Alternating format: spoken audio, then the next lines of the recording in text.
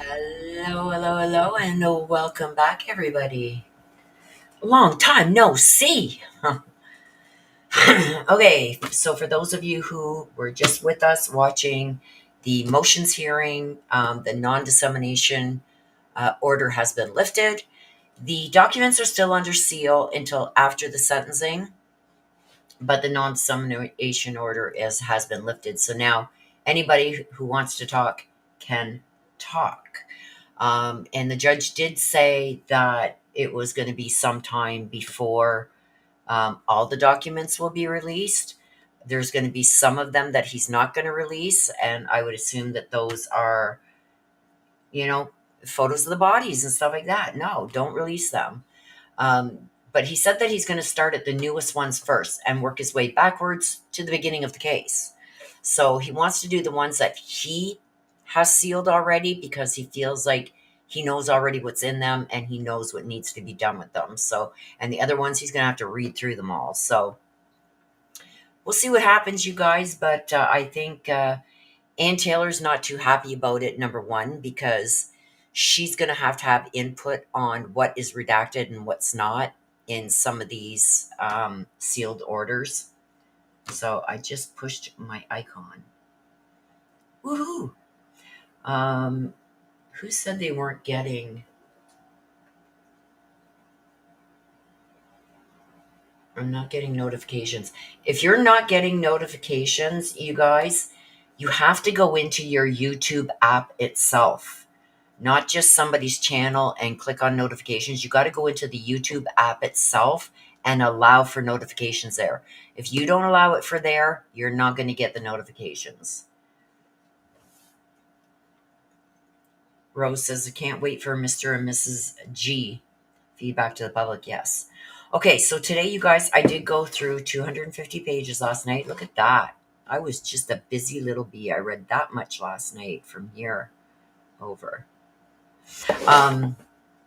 So this is going to be done sooner than I thought, probably tomorrow or Saturday, depending if my appointment still sticks tomorrow. If not, I can finish it tomorrow, but I am going to finish reading it tonight. And you guys, I think I read like 240, 250, 200, maybe even 60 pages. Let me just see here.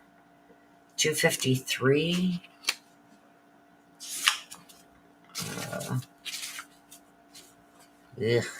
I don't know. But we're going to get through as much of this today as we can. But yeah, I read like 260 some odd pages last night. So this is where we left off with the previous video. We're going to start here. And I'm just going to briefly describe things, you guys, because I don't want to get no copyright strikes or anything from the publishers. But $5 super chat, you guys can be on the wheel to be entered to win this after my final review on the last maybe 100 pages, which I think will be tomorrow or Saturday. And right after that, we're going to do the draw for the book. So if you want to be part of that, $5 US super chat gets you on the wheel. Okay, so let me just bring this up because, oh gosh, where did I put it now? Hang on, you guys. You guys know me. Like,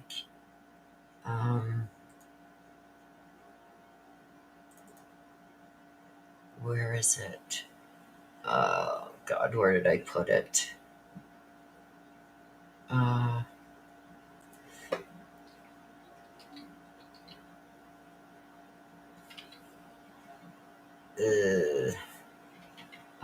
Manifesto.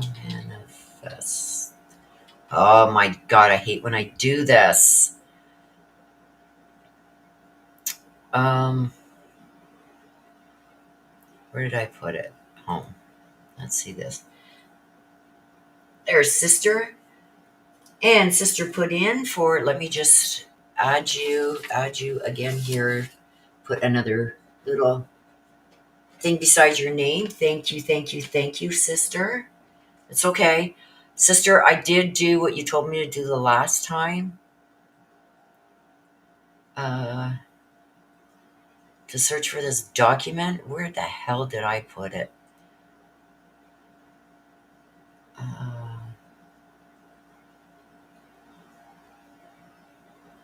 Because it's not coming up under the two things that I thought I would find it under. Oh no. Downloads. Documents.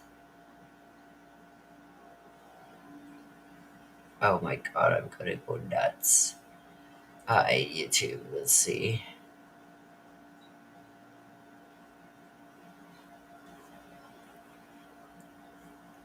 I'm trying to find something, you guys, so I can show you. It's not in there. In here.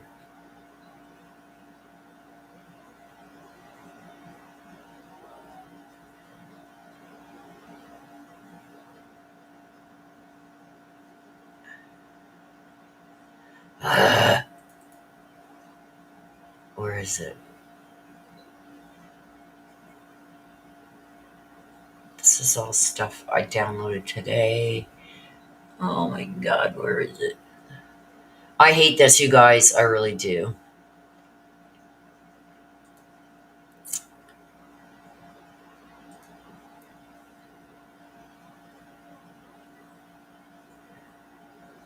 Okay, I will try that.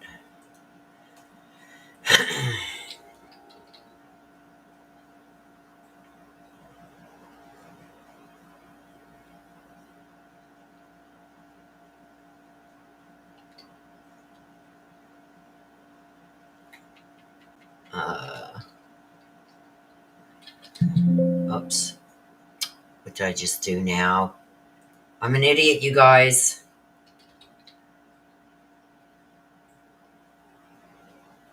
Is this it? Well, that just came up all little numbers and letters and all kinds of shit. Hang on.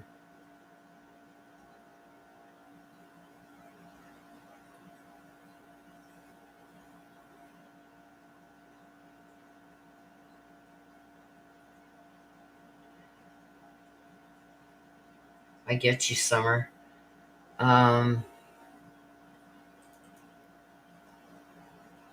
Open in this, maybe?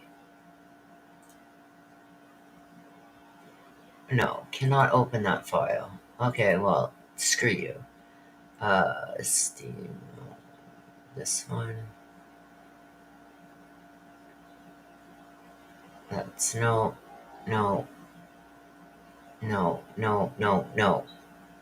Ugh.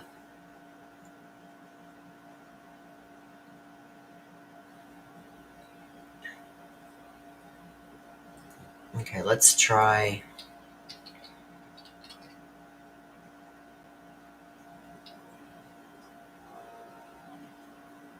I can't find it. It's not coming up with any of the keywords I'm putting in. Uh, and I just showed it to you guys.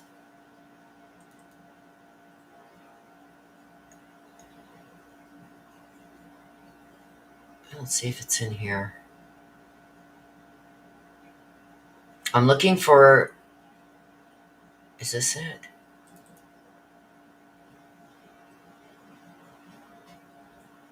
No. Uh, Crap.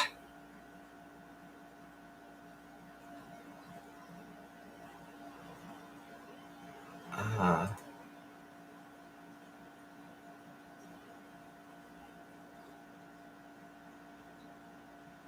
I got the plea, I got the agreement, I got everything that people have said, family statements, I got all that crap. Where the hell did I put that manifesto? Oh, maybe here? No.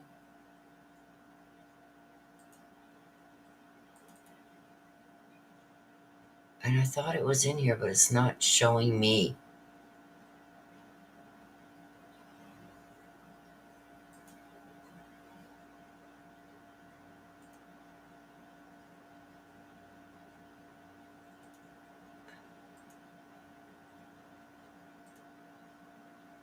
I don't know where the frig I put it. Anyway, you guys know about the manifesto thing, right? Some of you may not. But there were parts of Elliot Rogers' manifesto that coincided with everything that Bryan Kohberger was doing. So that's where we're going to start off here in chapter 33. And it says, remember when they took a bunch of Bryan Kohberger's property, they had the list of things, and they said on page 118 of Elliot Rogers' manifesto, there was something there that he had underlined. I have that. I just don't know where I put it. But it says a date and everything of November 2013 that he wants to carry this out, blah, blah, blah, blah, blah. And it was, this happened November 13th, not 2013, like the Elliot Rogers, but on November 13th itself. But also on page 118 of his manifesto, Elliot Roger wrote, I had nothing left to live for but revenge. I lived in a college town full of young, attractive students who partied and had sex all the time, and I didn't get to experience any of it. That's just like Bryan Kohberger, right? No one invited me to any parties, and in all the times I went out by myself to the bars, none of the beautiful blonde girls showed any interest in having sex with me. Not one girl. These are crimes that cannot go unpunished. The more I thought about all these injustices that were dealt to me, the more eager I became for revenge. It's all I had left. Okay? And then in that manifesto, he states that he goes out driving at night. Um, he likes going like when it's dark, all kinds of stuff like that. And in here, it's stating all the similarities in the book. I'm going to read a couple of them here, where it lines up exactly with what Elliot Rogers was doing. Bryan goes for an evening drive, just like Elliot Rogers. He drives and drives and drives in the dark, just like Elliot Rogers. He drives when he can't sleep. He drives when he needs to clear his head. And when the nightmares and visual snow occur, which they are doing now, tap, tap, tap, he's back in the basement on Tappatalk. So it states things that he says he hears and all this crap, right? Um, and then it goes on to say Bryan has no one to share his hopelessness with, just like Elliot Rogers.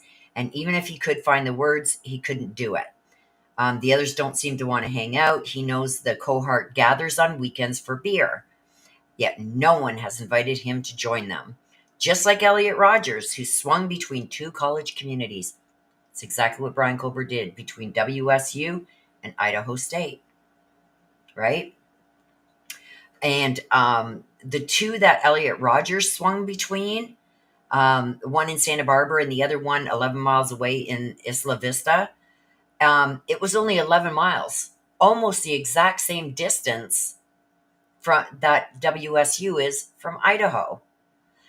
Yes, we also learned that Elliot Rogers and Bryan Kohberger were both in a group for incels, and they were out to get a certain type of girl. It was the blonde, very pretty, had everything going for them. They were popular. They drank a lot. They partied a lot. Those are the girls that they both wanted to punish. They call them the popular girls. And this is why I'm saying, like, even though Maddie fit the looks, she wasn't in the Phil or whatever the hell that sorority is, the sorority that Kaylee made it into. And it just so happens the same sorority name that Kaylee was in, that's where Elliot had done his taking of the lives of sorority girls, was a sorority with the exact same name. Okay? Just like Elliot Roger, who swung between the two colleges, we just went over that. Bryan Kohberger did the same thing. He parks his car and heads to a place he's read about online, the Mad Greek. They serve a vegan pizza. Now, earlier in the book, we had heard that one of the friends of one of the roommates kept having these reoccurring dreams where she was seeing this guy go into the Mad Greek and try to pick up Maddie, and Maddie, basically turned him down, and it got him pissed right off. So he goes back and takes her life, right? Well, it just so happens, and that was way back here somewhere, that this girl was saying this is a recurring dream that she had. She wasn't far off, because right here it states that Bryan parked his car in town and heads to a place he's read about online, the Mad Greek, because they serve the vegan pizza. He's vegan, okay? As soon as he walks inside, he notices the blonde waitress with her long hair and thinks, like, blue eyes, she would definitely be marked as a Stacy by incels. So what the incels name these beautiful blondes that are popular in the A sorority and all that, that's what they call them, Stacy's, right? They think they're better than everybody else, when that wasn't true of Kaylee at all. She's the epitome of the woman who turned down Elliot Roger. Her name is Maddie, like Elliot's childhood friend Maddie, who grew into someone who ignored Elliot. Will she notice Bryan? She comes over to ask what he'd like. He knows what he'd like, her. But that's where it ends. He doesn't end up asking her anything, because we know Bryan, he's, with approaching women type thing, right? So, Brett Payne from Moscow later alleges that he was there 12 times between August 21st and November 13th, almost always late at night, cloaked in darkness. They're talking about the 1122 King Road house. The theory among Maddie's friends is that she rejected him, so he watched and he waited. Elliot Rogers wrote of reuniting with a childhood friend named Maddie in the months before the day of retribution.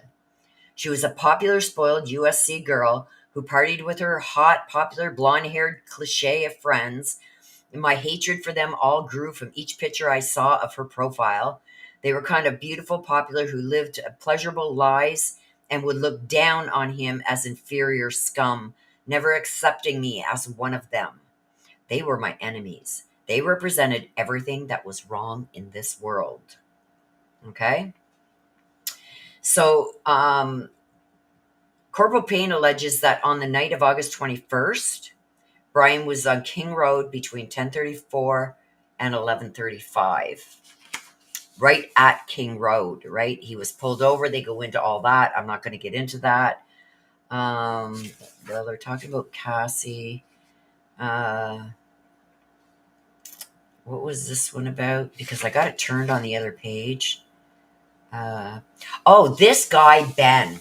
Okay, we hear a lot about Ben back here. You guys may not have heard about him yet, but Ben is this guy that Bryan meets in one of his classes. And Ben kind of feels sorry for him and kind of like takes him under his wing type thing, but he notices that Bryan's very not standoffish, but keeps to himself. He doesn't really talk unless he's talking to the professor. But he notices that Bryan is very smart and everything. So he teams up with Bryan for a project. And basically, Bryan overruns him and he just runs the whole show type thing.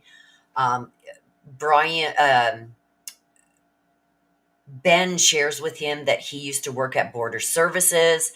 And Bryan goes, "Oh, me too. I was a security guard." And Ben describes to him some of the incidences he had to deal with at border security. And Bryan like agreed with him, like, "Oh yeah, me too, me too." And Ben caught on really quick that he thought Bryan was bullshitting, right?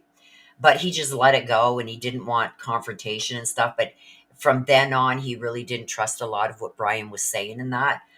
Um, and he starts getting very personal with Ben, asking him too many personal questions. And are you seeing anybody? And if you are, where does she live? And all kinds of things like this. But Ben says, no, I'm not seeing anybody, but I'm fine with that. Um, so the one thing that Ben doesn't add to the conversation because he doesn't think it's any of Bryan Kohberger's business. Um, and when he says he doesn't have a girlfriend because he's not straight. So he doesn't want Bryan Kohberger to know that yet, though. So he tries to change the topic, and they're having this discussion. And then Ben says, "Okay, look at like he just wants away from Bryan Kohberger at this point." And this is how manipulative Bryan Kohberger is. He wants more information on Ben. He wants to know if Ben has a girlfriend. So he's going to try and do things to try and get deeper into Ben's personal space to see if he's got a girlfriend and what does she look like and stuff like that. That's what I'm getting from this dialogue. So Ben's trying to get out of talking any further with him. He's trying to get away from him. And Ben says, like, "Look, I've got to go, I got to get home," and blah blah blah blah blah. And then Bryan says, "Well, hey, jump in, I'm going to give you a ride home." Well, he's trying to find out where Ben lives. Ben is, a little reluctant, but he says, "Oh, like he's not going to leave me alone. So, I don't want a confrontation or anything." So he says, "I'm going to let him drive me home." So when they get to in front of Ben's apartment building, Ben says, "Okay." So Bryan notices the apartment building, right? Not enough information for Bryan. So when he pulls up, he says to Ben, he says, "Oh my lord, man!" He says, "Can I come in?" He says, "You just got to use your bathroom real quick." See the manipulation? That's so he can get in there and see what apartment Ben lives in because it's a lot of apartments, right? Um, Ben doesn't want to let him in, but he does. Like, how can I say no? He's got to use the bathroom. It's just a little tiny studio apartment. Bryan goes in and uses the bathroom and then just lingers and lingers and lingers and lingers, and it's like he won't leave. He continues with inappropriate questions of Ben and everything else. Ben never even asked him to sit down. They stood up for the whole conversation. Um, Ben doesn't consider all this time well spent. Bryan ends up keeping himself there for hours.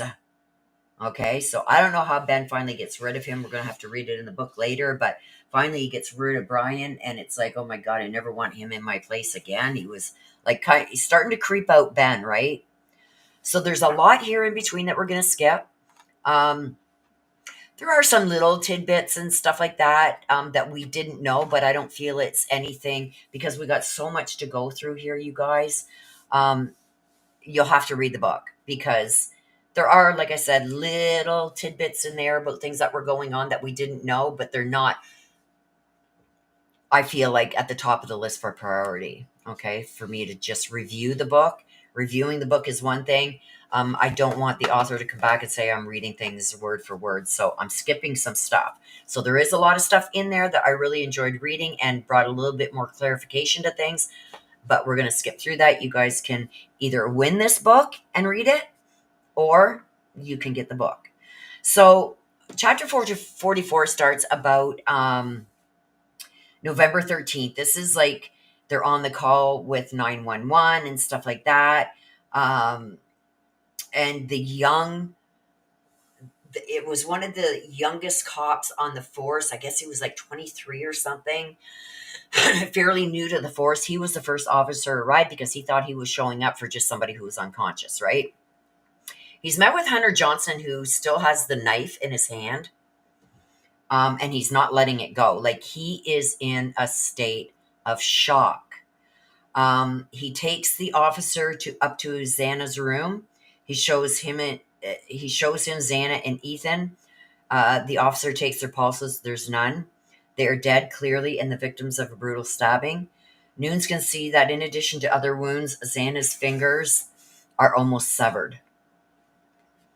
So he then tells Hunter, okay, get out, get out, get out. He pulls his weapon. He doesn't know if the perpetrator is still in the building. He doesn't know when this happened. He's got really no information, right? So he wants to go through the residence and clear the residence. That's what you're supposed to do, but you should wait for backup. But anyway, he does that. He says Ethan looks as if he died while sleeping. He's on his side in the bed, facing the wall, stabbed in the buttocks and the neck. Nunes takes his gun out. That's the officer. He might be the department baby, but he knows how to follow protocol from his time in the Army and his police training. He knows that while he waits for backup, he needs to look around for a perpetrator. His first priority is to clear the residence of any threat. His second is to get medical aid to anyone who needs it. So he looks around. There's no sign of a perpetrator, and it's clear that Xana and Ethan are beyond requiring medical assistance. Calls for backup. He takes Hunter down to the living room, then makes his way up to the top of the house, and his body cam records everything that he finds when he walks into Maddie's room, and that's where they find Maddie and Kaylee. He does take their pulse. He knows already before that they are not alive, but he takes their pulse anyway, and he just gets everybody out of the house, and they wait for everybody else to arrive. So that's how that happened. That's how they ended up finding Maddie and Kaylee. Just to make it clear, Hunter never did go upstairs. It was the officer. Okay, so now, like I said, there's a lot that we're going to skip. There's a lot of information in here that explains a lot. I did give a little bit of it, and I did notice in our last, the part 1 of this series, people said, now I get why it took them so long to call 911. There's other information in here about what was going on too that is not out yet, but it's in the book. So if you do want either win this book, I'll be sending it out on Monday to the lucky winner, or you can order it. So they're now going into, who are they speaking to here? One of the journalists that works in Moscow, one of the journalists there, he's a local, and Chief Fry really trusts this guy. And he's the one that he wants to give the interview to first. But this reporter has started to notice stuff popping up on Yik Yak. And he says there's people saying that a group of men dressed in black entered the house. Another is saying that they were killed by members of the Colombian drug cartel who had known Xana's mother in prison and wanted payback. Another was saying that one of the 4 victims had been about to expose the Greek houses for sex trafficking. The idea behind all that was that new sorority members were coerced into having sex with other fraternity members. sickening. But anyway, another one is they were killed to cover up some kind of hazing, sexual assault. Another is about a love triangle involving Ethan, Xana, and with either Maddie or Kaylee. So somebody was saying, "Oh yeah, we think Xana had somebody do it, and they were only supposed to kill Maddie and Kaylee, but something went wrong because she thought that Ethan was having an affair with one of them, which is total BS." Okay, um, and Ethan's mom, who had been so quiet through all of this, and I can see the black clouds coming.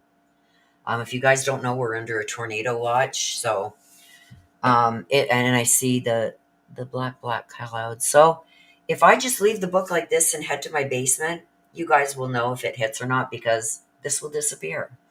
Anyway, a segment on the 4 homicides in Moscow comes on the news according to the PBS. So this is what I mean about mainstream media. PBS put out a report that the students were shot, which is all a lie, okay?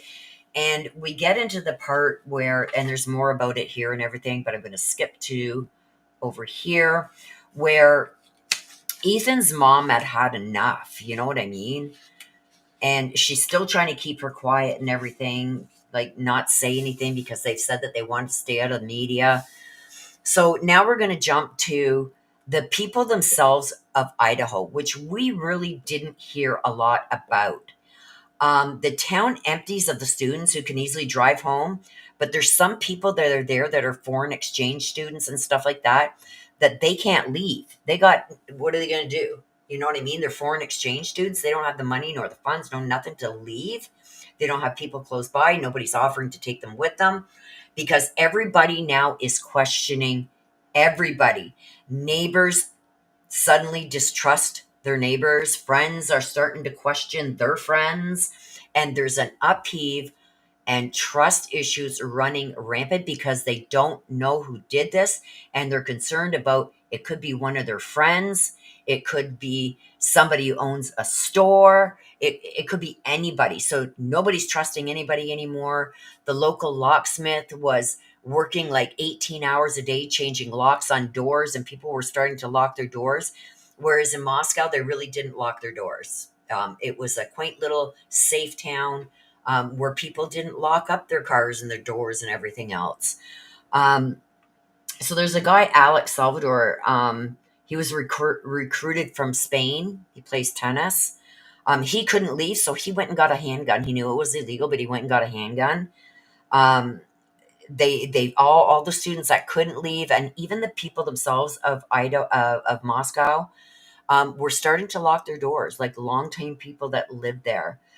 No one wants to venture out into the streets where a murderer might be lurking. Um, People are not feeling safe anymore. So it moves on. Like many University of Idaho kids, he packs heat. He knows that it is legal to conceal and carry in Idaho, just not on campus. So you're not allowed to carry a weapon with you on campus, but people were doing it because they just felt that unsafe. Even though he has a gun, DeWitt pushes his couch against his apartment door at night as an extra precaution. Like people, and it wasn't just this guy here. It was a lot of people. People were nailing their windows shut. They were barricading their doors when they went to bed. Neighbors aren't trusting their neighbors that they used to have explicit trust in before.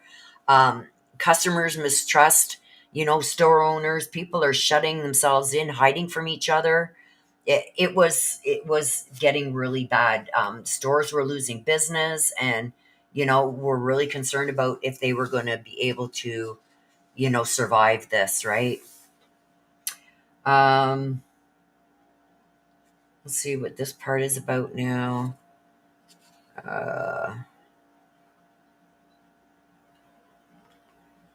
So after that PBS media company released that they were shot and everything, this is basically just Chief Fry telling everybody that they're not to talk to any media, they're not to give out any information.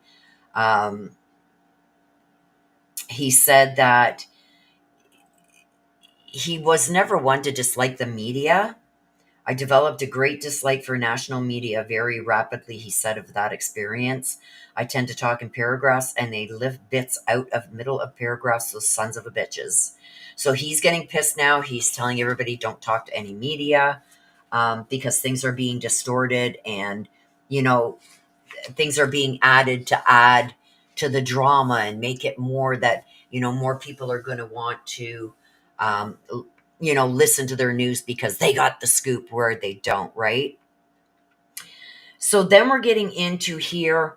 They're interviewing, and this goes on throughout all these pages, and it gets a little sad coming up here. um, Olivia, who is Kaylee's sister, she went right to work right away. She started searching Kaylee's phone. She started looking at all the people that she had messaged because they had access to her phone records and stuff because Kaylee was on their mom's account. Started seeing places that she went, times she used her bank, and all this stuff. Um, but she was also told about this video that is streamed on Facebook, I believe it is, about the grub truck. So she's the one that went down there and secured that video. Okay. And she brought it to Moscow police, and she's getting very annoyed and upset because um, they're not putting anything out there. She feels, okay, look at this hoodie guy, because they didn't know who he was at the time, right? Um, was like watching them and this and that and stuff like that. And she says when they went to leave to get into their ride share, he kind of even followed him that way and whatever. And she couldn't understand why the police were not doing anything about this guy or telling them anything. Well, they stopped talking to the Goncalveses because they felt that Steve was overstepping boundaries. I'm going to put it like that. But she started getting pissed off that things weren't being put out there. And then she also confronted Chief Fry about a statement that he had made, and that's why he said he's done talking to the media. They're sons of bitches, and they change his words up because the media was starting to say, "Oh, this was a crime of passion," and that pissed Olivia off even more. So, like, she's been sitting through so much, right? So she finally says, screw this. She says, if they aren't going to do nothing to put some of this information out, what if somebody recognizes hoodie guy? Maybe that's the guy, right? So she calls an NBC affiliate station in Spokane, and that's where you see the interview that they had done. She does go on to do another interview with Olivia, a YouTuber. And they kind of tell a little bit of the story, but she doesn't really go into depth about a lot of things. But social media is so rife with rumors that Ethan was part of a love triangle and that maybe drugs were involved. Maisie is also upset. That is Ethan's triplet sister. So after what Olivia did and went to the media and everything else, she says, you know what? Screw this. Nobody is going to defame Ethan. Not on my watch. Like, she's getting pissed off. They are all getting pissed off that they're not getting answers that they deserve. And why are things being leaked like this? And with Chief Fry saying, oh, this was a crime of passion.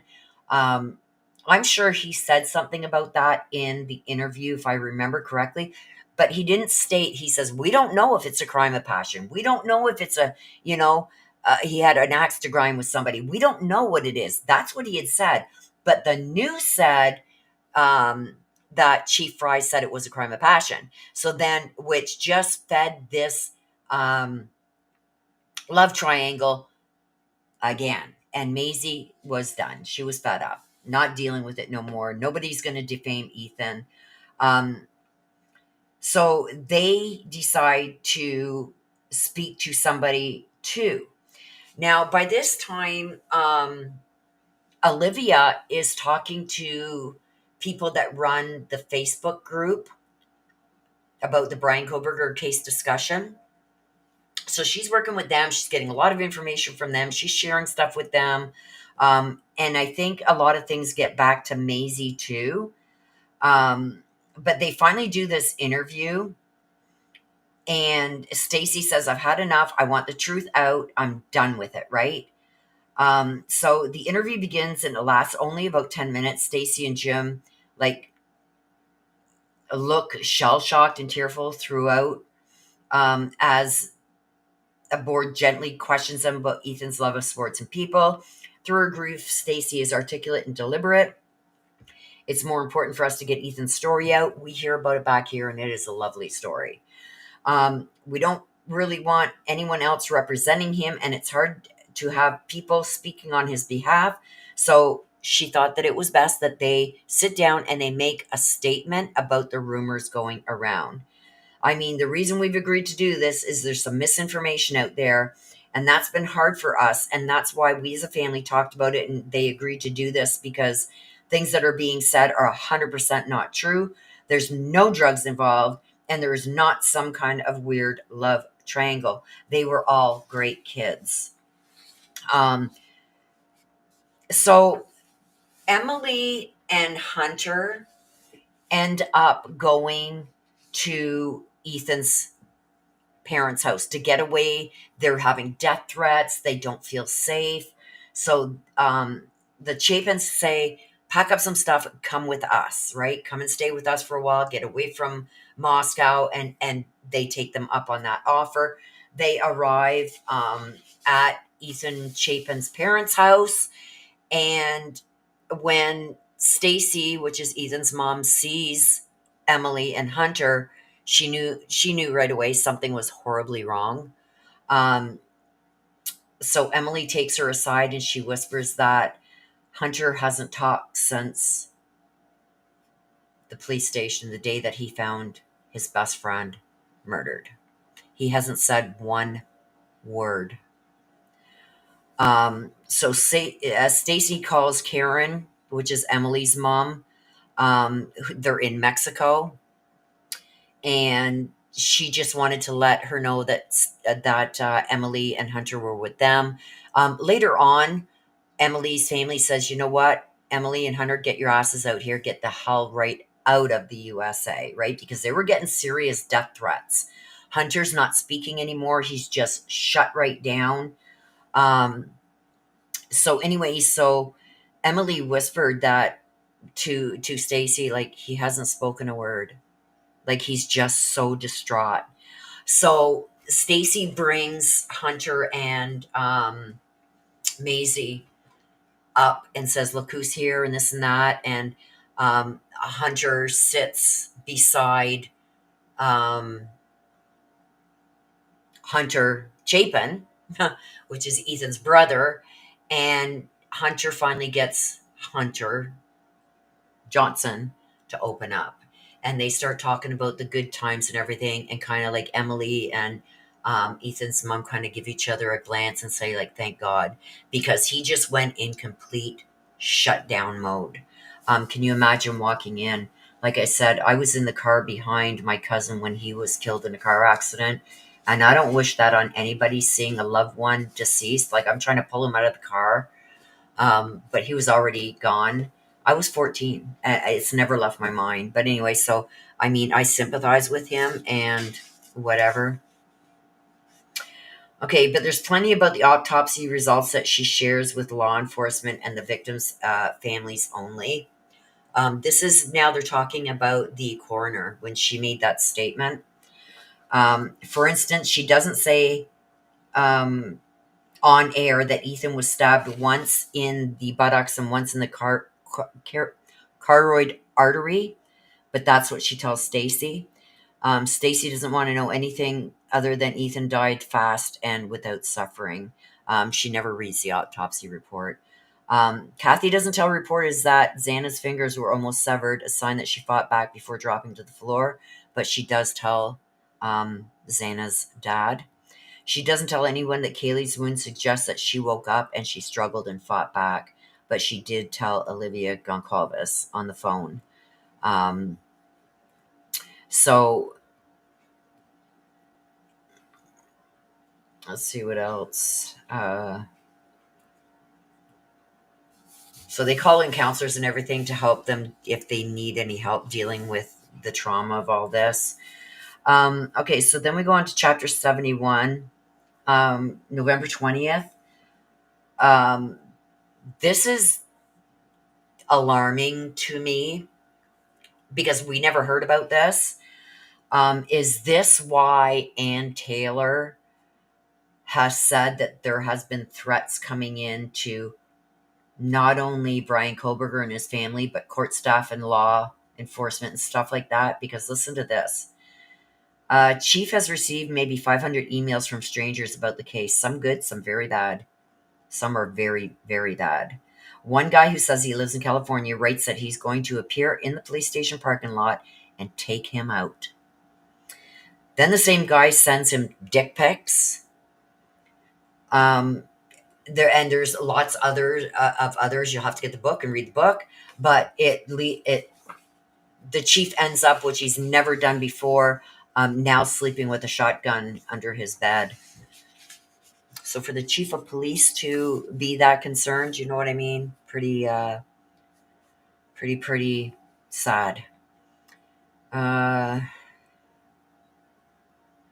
Okay, so Stacy finally, the body is going to be finally released to the Chapins. They do it under secrecy, and she doesn't want to mention, she doesn't want it open to the public or anything like that because they still don't know at this time who did this, and they were concerned that whoever did this may show up at the funeral. Okay. Stacey also mentions that Ethan and Xana's best friends, Hunter Johnson and Emily Alden, are watching the service via live stream. She doesn't mention that they aren't there in person, partly because they are afraid Ethan's murderer is coming for them next. Like, they were terrorized. They were terrorized. He also sent the Chief Fry. That's what I think you're asking, Carol. This guy in California sent him a message saying that he's going to show up at the police station and take him out, and sent him dick pics, like of Johnson downstairs in men's pants, and tons more stuff. Anyway, so back to this. Hunter and Emily are so scared that they are on the list next because they were closest to Ethan and Xana. So Stacy also doesn't mention the starkly obvious fact that the other three victims' families are not holding public services for their kids out of fear that whoever did this might attend. My wife's biggest fear, Steve Goncalves later told ABC News, part the reason we don't have a funeral is because she couldn't guarantee that a monster wasn't going to be there. And indeed, that's what he is a monster. So we're going to move on. Okay, so I'm going to go through this here, and then I think we're going to maybe I'll go a little bit further. Christine and Alina, I'm not going to say their last names on here. They are administrators of the Facebook group of the University of Idaho Case Discussion Facebook group, and the page. Ouch. They're the ones that start being alarmed and notified of Papa Rogers. Okay.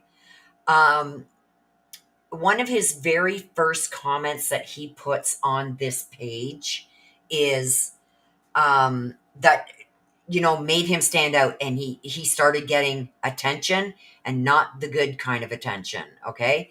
One of his very first comments were, of the evidence released, the murder weapon has been consistent as a large fixed blade knife. This leads me to believe they found the sheath. This evidence was released prior to the autopsies and prior to the knife sheath. This is November 29th.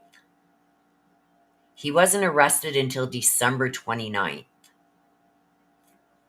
He made this statement on November 29th. This leads me to believe they found the sheath. So even prior to the autopsy, so we didn't know if they were really stabbed to death or they were shot because there were so many things going around, right? But this Papa Rogers knew, and he knew about the knife sheath on November 29th. And Papa Roger gets pushbacks, and people are starting to argue with him. A user said, due to the number of victims and assuming each victim was stabbed multiple times, I'm sure that there was visible evidence of a knife guard. For all we know, the investigators on the scene wiped a couple stab wounds clean to look for bruising. I think it's far more logical than finding a sheath. Sheaths are usually attached to a belt. So that's what this guy said in response to what Brian had said. But Brian, sorry, Papa Rogers, because I believe it's Brian. Papa Roger fires back. They don't clean bodies at a crime scene. The amount of blood must have been tremendous. Right? Remember Bryan Kohberger's little paper that he handed in about crime scenes and what you do at crime scenes and everything? Sounds like Bryan Kohberger to me. But it's Papa Roger. Another person comments, who knows? Finding a left behind sheath seems like a stretch, though. Papa Roger responds, why? They are very specific about the weapon, but vague about every other detail. How do you know they're vague about every other detail, Papa Rogers? The commenter says, I think it's more likely they did closer examination of the wounds on the scene than you think. Papa Roger fires back. Curios. In other words, short form for curious. Why are you debating the sheath theory so hard? And he's not, because this is a totally different person that had made the previous comment. But that person fires back, because who would carry a sheath? It's supposed to be on your belt. Papa Roger fires back. Who would carry a large exposed knife? In other words, he's saying, no. Whoever carried this knife in there had a sheath.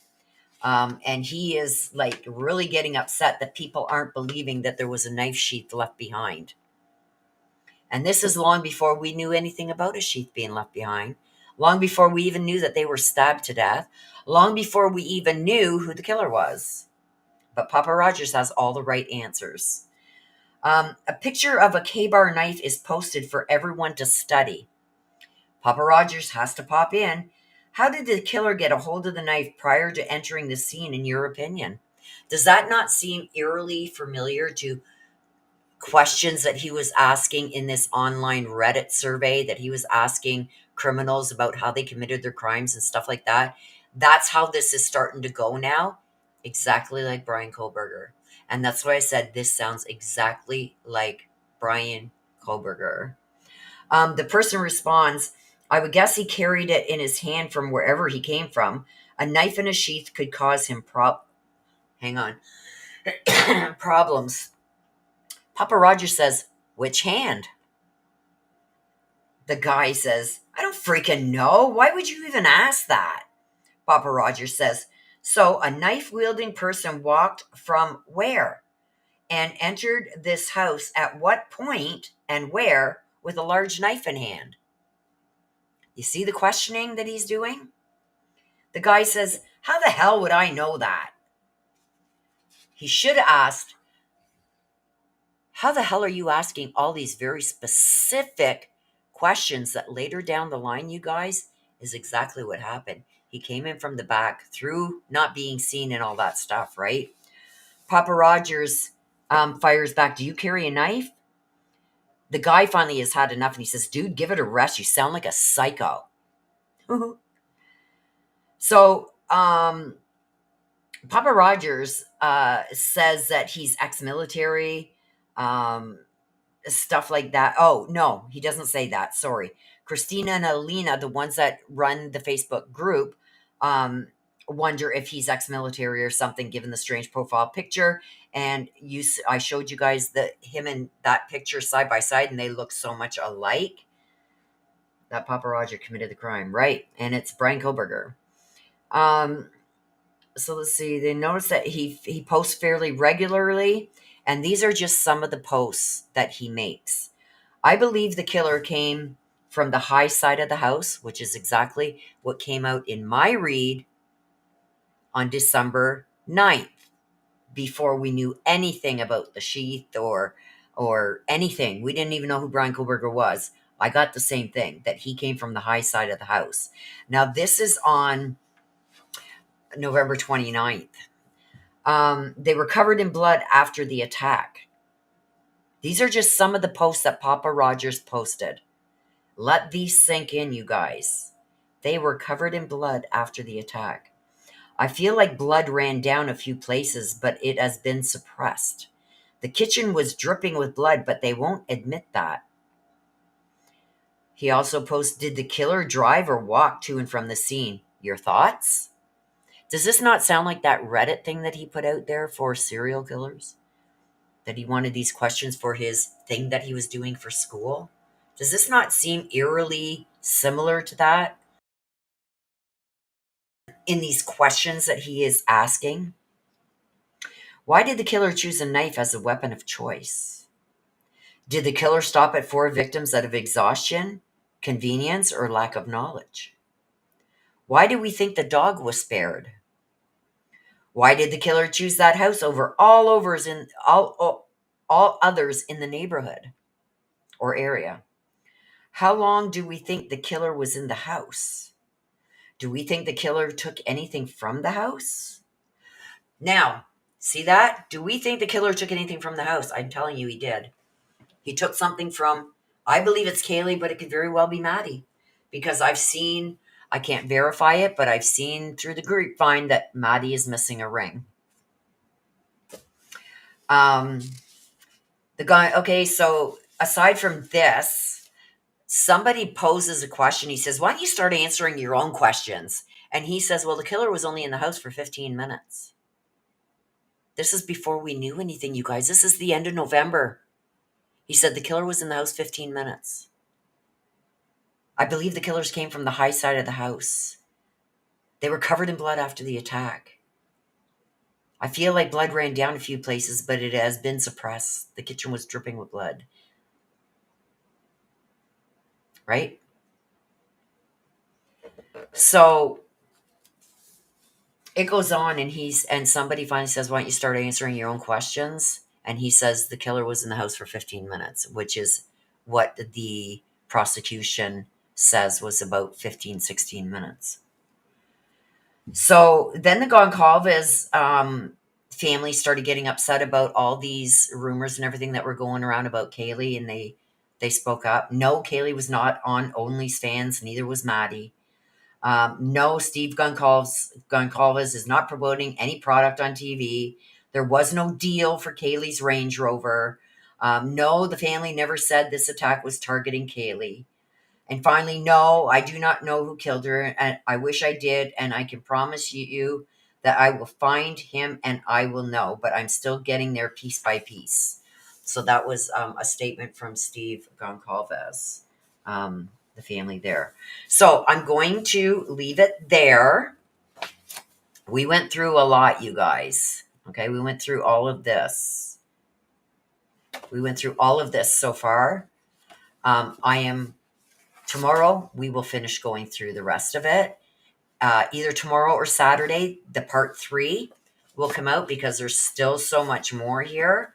And then as soon as I finish going over what I feel was important that you guys knew from inside the book, like I said, if you don't win this book, $5 super chat, get you on the wheel to win this. Tomorrow's going to be your last day. Well, tomorrow or Saturday, depending when I do the review. That's going to be the last time you get a chance. And for $5, it's an expensive book. So, and it's good quality. It is hardcover. I feel like this one, other than the other one, remember I told you the other one I hated it, by Howard Loom. This one is very nicely done. Very nice, very nice, very nice. You can actually read it without seeing the words coming through on the other side. Very good quality. So anyway, we're going to end it there. Willow, I have a theory about his mental. Look back a couple messages.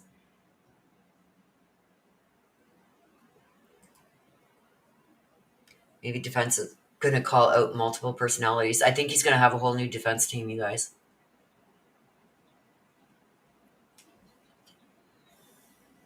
I've already given my thoughts. I'm going to stick to them. I do think that he is going to claim ineffective assistance of counsel and that his rights were violated. I also feel that he's also going to say that his constitutional rights were breached.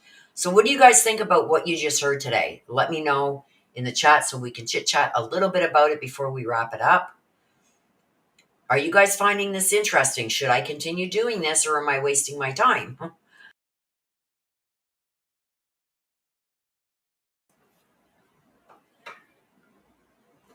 Well, I have a theory about mental. Okay, I just seen that.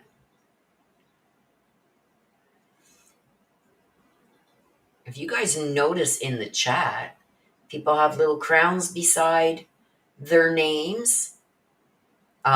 If you become, especially if you are a top donor, you're number one there. They got number one, number two, and number three crowns. You can see at the top, it says top fans.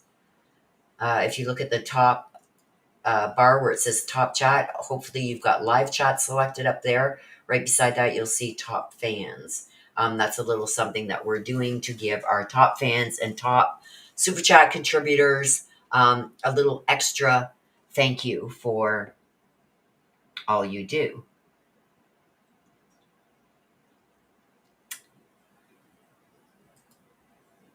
That Papa Rogers committed. Papa Rogers is Bryan Kohberger.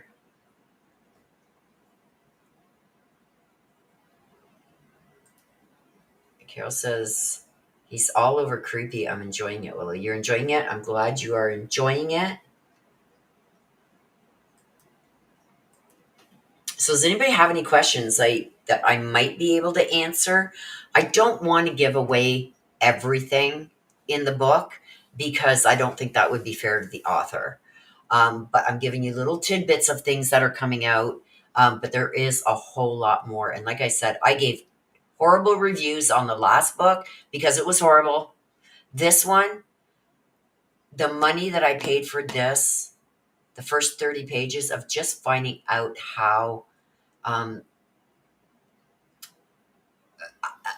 finding out about these kids and the life they lived before this happened. You know, just the little quirky little things and stuff like that just melted my heart. And you're going to see these four in a very different light. So if you don't win the book, I suggest you purchase it. I will back this one 100%. The other one, no. I said don't buy it. It's garbage. This one, 100% worth the money. 100,000,000%.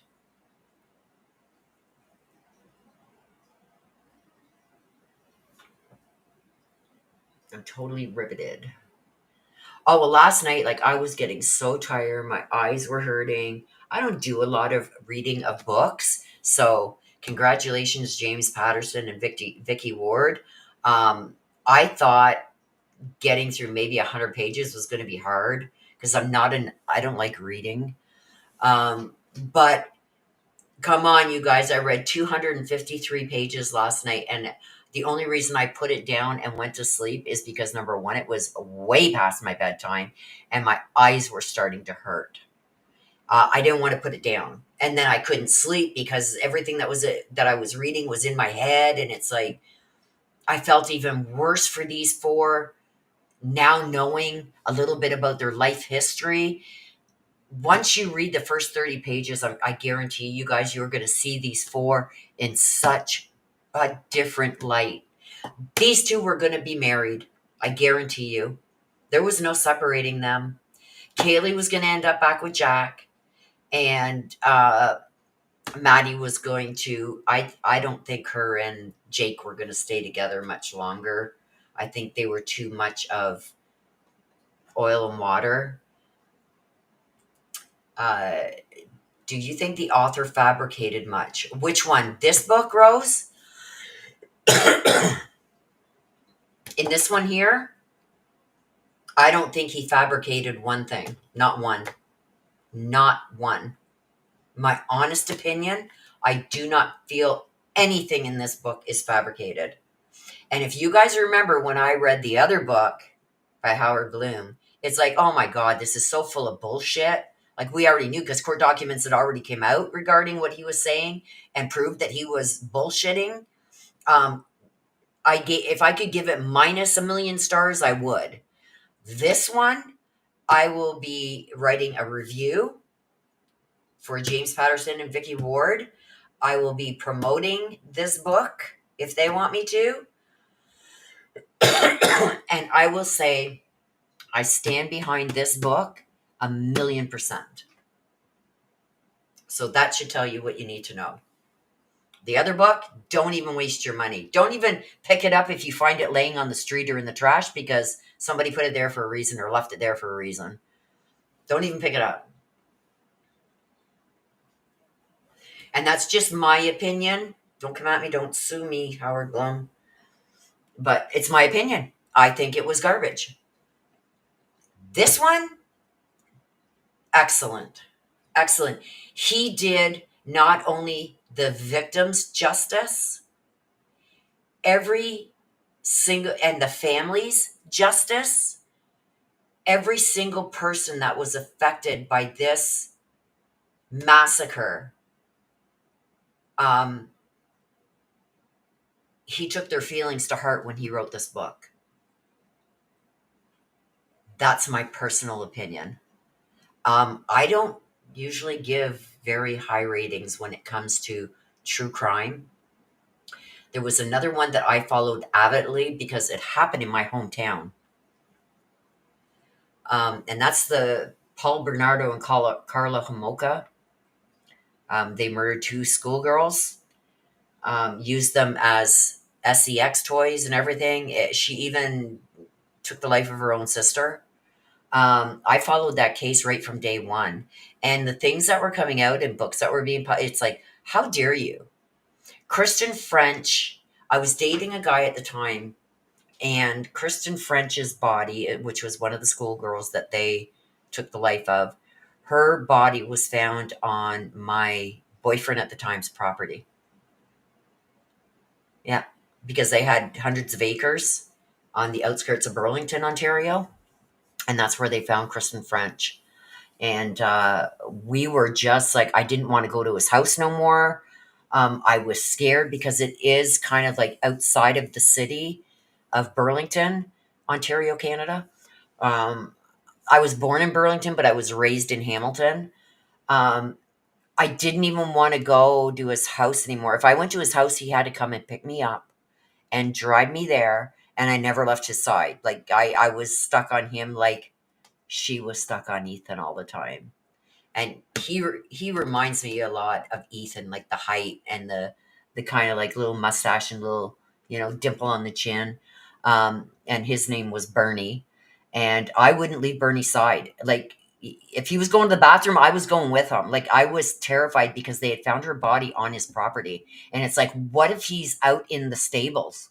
What if he's out in the they had above the garage, it was the 3-car garage, and above there they had a guest suite. What if he's up there? Has anybody checked? But yeah, it got so bad. Like I told him, I said, no, you get the cops back here and you get I want everything checked to see if anything had been, like any of the locks broken. Oh my God, it was bad. And some of the things that came out about that case, it was like, you idiots, you know nothing. Like how disrespectful to the victims and the families. You know what I mean? Like they really attacked Leslie Mahaffey's mom horribly because she had locked her out that night because she kept missing curfew. She was supposed to be home by I think midnight, and she kept just saying to hell with it, I'll go home when I want. So her mother thought she'd teach her a lesson. And Burlington was a very quaint city, not a lot of crime, and she lived in an area where everybody knew everyone, and so she locked the door and locked her out, thinking she's just going to go back to one of her friend's house and stay the night, right? Well, no. Paul Bernardo and Carla Homolka just happened to come across her, and that was the end of that. But anyway, you guys, amazing. Like, I can't say enough good things about this book.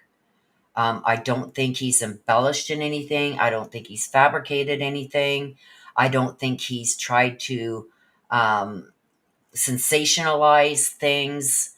Um, it's just bare, raw emotions, facts, things that not only the victims' families went through, but their closest friends, people in the police department, um, and the people of Moscow. It's sad. It's a sad, sad, sad story. And I think he did this so respectfully to everyone involved, not just the victims, their families, their friends, to everyone involved. Anyone that this has affected or touched, I feel like he was so respectful that um, my kids knew I would always let their sorry butts in. Okay, hang on. The bots have that wasn't a mod that held your comment, Carol. That was YouTube's bots. Rose says, "Thank you, Rose. Thank you, beautiful sister. I'm definitely, definitely, definitely getting that book."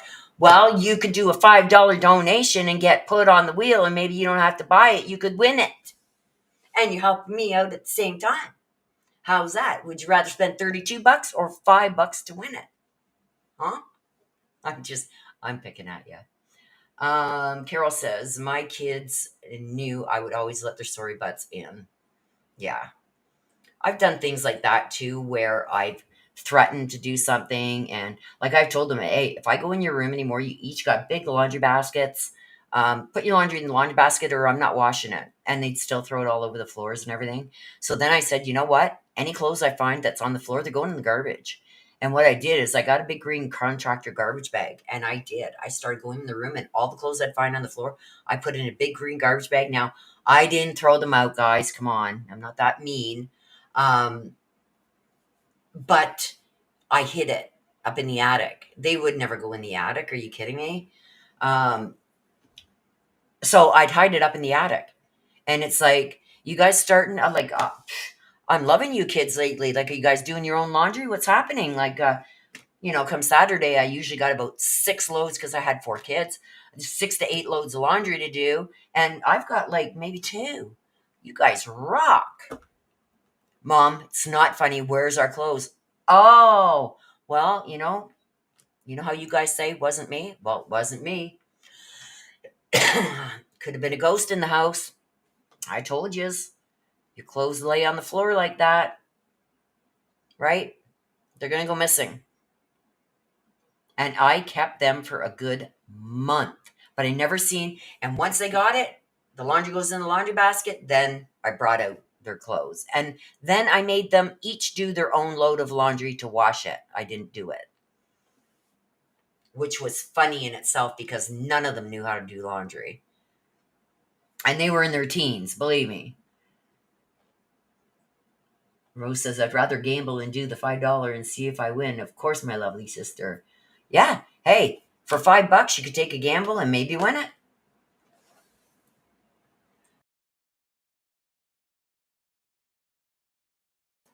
Oh, I can't wait for this to clear up, you guys. I'm drinking a nice cold uh, ginger ale, Canada Dry ginger ale. It helps.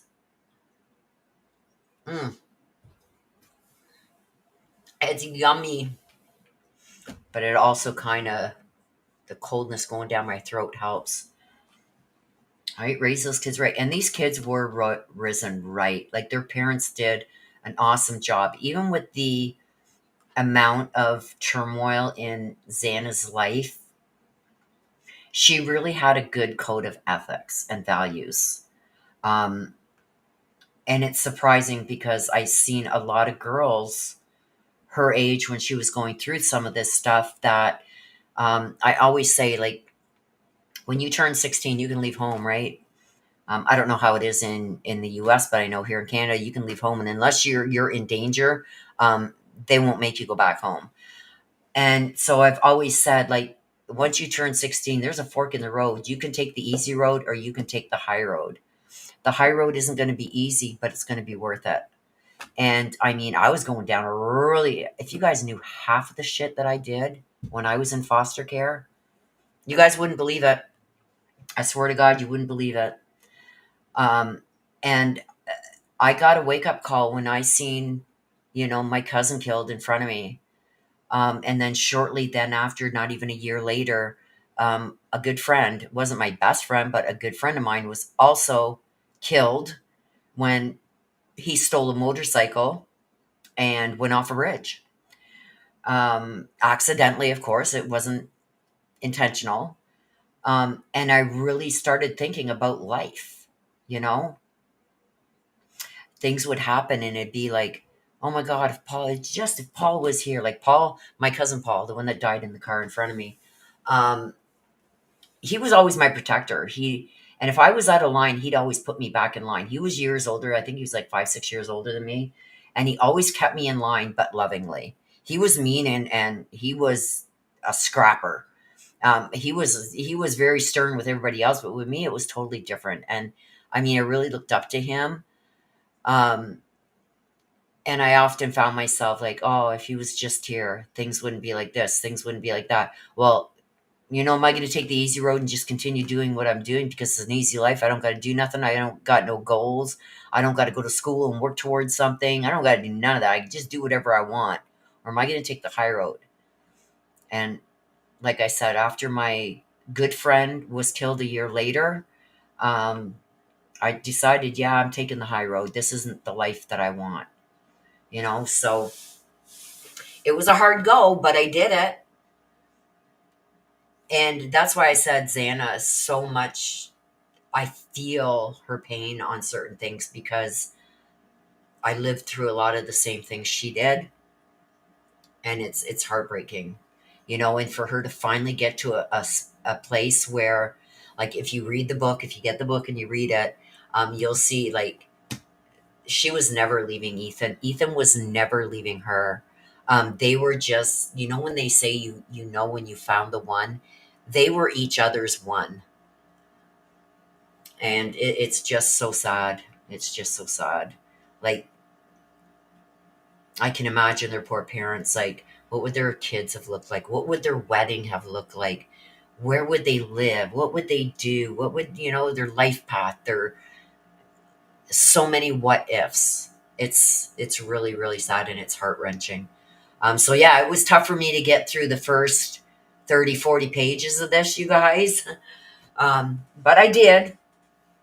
And like I said, it was well worth it to me. So, okay. So with that being said, you guys, I am going to wrap this up. If I don't see you tomorrow, it all depends if my appointment is still on for tomorrow. If I don't see you tomorrow, I will definitely see you Saturday, and we will go through the what I've got out of the rest of the book. There's not much left, and then we will do the giveaway. So there you go. So with that being said, you guys, I'm going to wrap it up. I'm going to end it like I always do. Please take care of yourselves. Please stay safe. Thank you, you guys, for your super chats and supporting the channel. I appreciate you guys so, so much.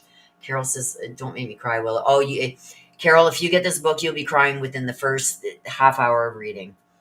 And I was crying with a smile on my face because it was like just so inspiring. But anyway, that being said, thank you everybody for being here, listening to my review of the book. I've still got about 150 pages to review. And we will be doing that either tomorrow or Saturday. So make sure you are subscribed and you got your notification bells on.